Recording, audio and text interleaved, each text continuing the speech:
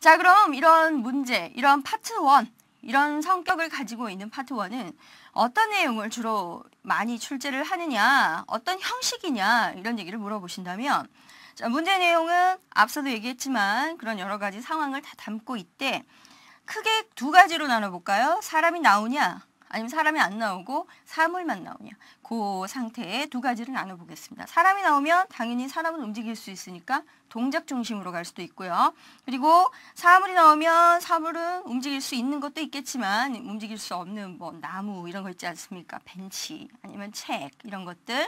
자, 이런 것들은 주로 상태 설명 위주로 가게 되겠네요. 아, 크게 이렇게 나누면 그런 내용으로 나눌 수 있고요. 그리고 동작이 되어서 ing 붙여가지고 뭐뭐 하고 있는 상황이다라고 할 수 있는 게 거의 토익 파트 1 전체 10문제 중에서 한 60에서 70% 이상? 그리고 최근 경향이 이 상태 중심으로 해가지고 그 뭐 사람이 중심이 아닌 그 주변 배경이나 이런 것들이 중심이 되어서요. 상태가 중심이 되어서 어떤 나무가 이렇게 뭐 어떻게 돼 있다. 아니면은 나무 한 그루가 있다. 액자가 있다. 뭐 이런 식으로 움직임이 없는 그런 정적인 모습 있죠. 자, 그런 게 또 점점 문제 수가 늘어나는 추세. 사실은 요걸로 인해서 난이도가 조금 더 올라갈 수가 있는 부분이지요. 그래서 이것도 한 30-40%. 예전에는 한 문제, 두 문제 왔다 갔다 했는데 점점 늘어나면서 파트 1이 어려워졌다라는 얘기를 하기도 합니다. 되셨어요? 아, 이런 내용을 출제를 하는구나. 그 정도 아시고요. 자, 그러면은 여러분 요렇게 해가지고 이렇게 대충 알았어요. 10문제고 이런 내용이 나오는구나. 이런 것들을 주로 많이 다루는구나. 퍼센티지는 이 정도 되겠구나. 이렇게 알았죠? 자, 그러면 우리가 오늘 이 강의를 하는 진짜 이유가 뭡니까? 진짜 이유가 뭐죠? 그렇죠. 어떻게 하면 파트 1을 담아줄 수 있고 어떻게 하면 힘을 좀 덜 들이고 스트레스 덜 받으면서 파트 1 공부를 할 수 있을까? 자, 그 부분에 대한 전략을 짜야 되겠죠. 저와 함께 이 김혜나 강사와 함께 짜야 되지 않겠습니까? 자, 그러면 파트 1 전략 그 부분으로 함께 가보실까요? 자, 여러분 파트 1 어떻게 공부해야 할까요? 그 전략 부분을 살펴보도록 하겠습니다. 자, 첫 번째. 자, 보시면 단어의 발음을 영국식, 미국식으로 익혀두어야 합니다. 아, 이게 무슨 얘기일까요? 자, 여러분 파트 1은요. 문장 자체가 한 문장짜리입니다. 한 문장짜리고 한 문장 속에 막 한 문장을 굉장히 어렵게 만들고 싶다고 쳐요. 그 문장이 하나가 있어요. 여러분 생각해 보세요. 문장 그 자체를 굉장히 어렵게 만들고 싶고 못 알아듣게 만들고 싶고 여러분이 출제자가 되는 거죠. 자, 그러면은 어떤 거를 건드리면 어려워질까요? 문장에서 그러니까 그렇게 많은 단어를 품고 있지 않아요. 그러니까 어쩌고 저쩌고 주로 해서 뭐 주어 있고 is 뭐 ing 그리고 명사 하나 두 개 정도 더 나오고 뭐 이렇게 나온다 쳐요. 그걸 어렵게 만들고 싶어요. 어떻게 만들면 되겠죠? 그렇죠. 어휘죠. 어휘. 자, 그러면은 우리가 앞서 얘기했죠. 파트 1에 나오는 내용 자체가 그렇게 전문적인 내용이 아니라 우리가 일상생활에서 사무실이든 아니면 일반 생활이든 어디서든 접할 수 있는 그런 상황이 사진으로 출제가 되고 그런 거를 또 문장으로 표현을 하게 되니까 당연히 어휘 자체도 굉장히 일상적이고 익숙할 수밖에 없는 거죠. 그래서 어휘도 그렇게 어렵지가 않아요. 어휘도 나와봐야 우리가 water, 물, 이런 거 있지 않습니까? 만만하니, 뻔한 거, 그죠?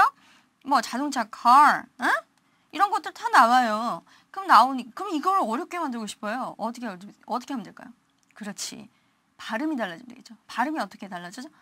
미국식 혹은 영국, 호주식. 예, 이렇게 되는 거지요. 단, 한 문장 내에서 미국, 영국이 이렇게 막 섞이질 않습니다. 미국 사람이 한 번 말하면 한 문장 쭉 가고요. 영국식으로 한 번 가려면 한 문장 쭉 가요. 그렇게 쭉 같은 발음으로 쭉 가거든요.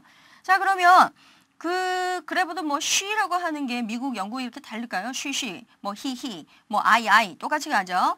어휘를 미국식과 영국식 발음을 각각 연습을 해 놓으셔야 됩니다. 안 그러면은 못 알아들어요.